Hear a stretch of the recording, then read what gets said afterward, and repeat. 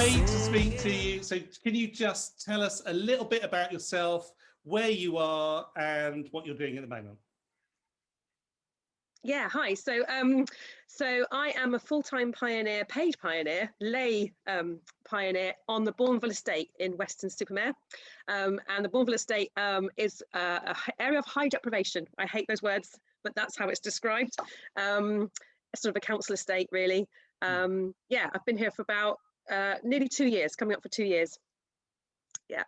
Cool. And what is it that you're doing then here? How does that pioneering express itself? Yeah, so obviously half of my time here has been pretty much in and out of lockdown. But before lockdown hit, I was able to meet some people and get involved in lots of stuff in the community here. There's a real sort of buzz and there's a real community spirit here. And there were lots of activities and groups and things happening each week. So I just sort of joined in and got to know people. Then lockdown hit, the first one. And I decided, well, I don't know people very well, but what we're allowed to do is go one-to-one for walks with people. So I started doing that. And of course, when you walk with people, you talk on a different level than when you're just sitting in a cafe or, you know, sitting across a table from people. So I started to really get to know just sort of half a dozen people one-to-one on walks really deeply. And I've got a little dog, so that worked. And the other thing that happened was I got an allotment just before lockdown hit. I got an allotment, and I'm not a gardener, I don't know what I'm doing, but I love learning and I'm just loving it. So I used that allotment space to meet people as well. And I found that people really enjoyed being outdoors in nature, and the conversations were around how beautiful nature is, how good it is for our well-being. And so when lockdown lifted, I started meeting people in groups, rule of six, you know, groups of 6 or less, down in the allotment space. And that was just so lovely. We didn't talk about God or anything like that, but we just got to know each other and built community together. And then through the autumn, we had some ideas about doing some stuff locally for local wildlife to, you know, to help the area and to kind of benefit the area. So we planted some bulbs in November when we weren't allowed to meet up, but we could do it one-to-one. Yeah. And we planted a load of bulbs along the cycle lane, which is like, it goes right through the heart of the estate and it's very busy. It's like, I always think of it as an artery, you know, it's just always full of people. And of course, all these bulbs are coming up. So we've got tulips and daffodils just appearing from nowhere where they never were before and stuff like that. And so this kind of developed into an idea about, could we do some kind of project that celebrates the beauty, the natural beauty in Bourneville in terms of creation, in terms of nature. And Bourneville is always spoken about negatively. It's got a stigma. It's seen as an area of crime and why would you want to live there, and it's awful and don't go there.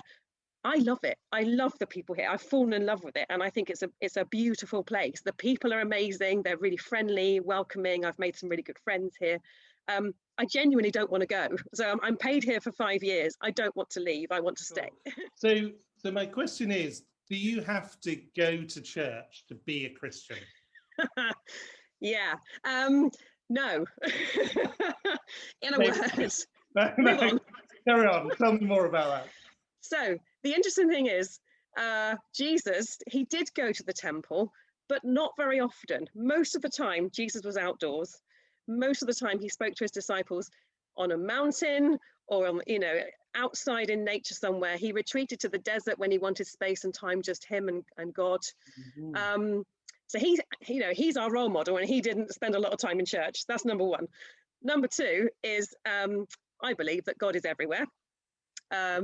And that God is in us and everywhere. And so you don't need to go to a church building in order to worship God, in order to be with God. And actually, for me personally, I've always felt closer to God and that connection with God out in creation, because I believe he created the world. And so it makes sense to me that actually the place I would feel most close to him is not in a man-made structure, a man-made building, even though it's beautiful. And I'm not, you know, some architecture and some buildings are amazing, but it's still not a patch on creation, you know, the cathedral of the forest, or, you know, the creatures and how intricate nature is and how delicately balanced it is, and it all works in harmony. And I'm just in awe of it. And for me, that's worship. For me, that's about being in God's presence. It's about beauty, awe, and wonder. Those three things for me. And I get that sense when I'm out in nature. I don't get that in a church building, in a church service. Yeah, it makes total sense. And I imagine that's lots of people who haven't kind of grown up in the church or haven't had that experience of being in church, they would probably say exactly the same thing. You know, I see God, or I experience spiritual things in the world, or in, you know, my day or to day. music, as you were saying, music and art and Yeah. all those things that give you that sense of wow, it takes you to a sort of different level. All of those things.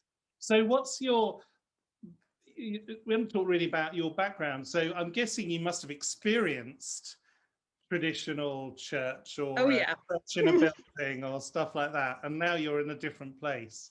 So how's that? What was that journey like? So I grew up in a traditional Christian family, I guess you would say. So we went to church on Sundays, every Sunday. That's what we did as a family. That was normal to me. So I grew up as a child with that. And it was a very conservative evangelical church that met actually not in a church building, but in my old secondary school. That's where we met to worship. And so it was very modern, lively, what you would maybe call happy clappy music. My brother played the drums when he was old enough. All of that. So, and I loved it as a child. That was amazing. That was Sundays. That was where my social group was. I was part of the youth group, part of Crusaders. Do you remember Crusaders? That's how old I am. And all of those things, and Christian camps we used to go on. I loved it. And then when I got about sort of teenage years, I started to realize that some of the theology wasn't sitting right with me. So in particular, views about homosexuals, or anyone who wasn't heterosexual, basically, their views on that I really struggled with, because that was seen as a big sin and they're going to hell and black and white. And also their theology about people of different religions, that we were right, everyone else was wrong, so therefore we're going to heaven, everyone else is going to hell. And even this concept of Christian, non-Christian, I really struggle with that, because I don't believe people are in boxes. I think everyone's on a journey, and I think people aren't, you can write people off and go, well, they're not a Christian. You go, well, how do you know?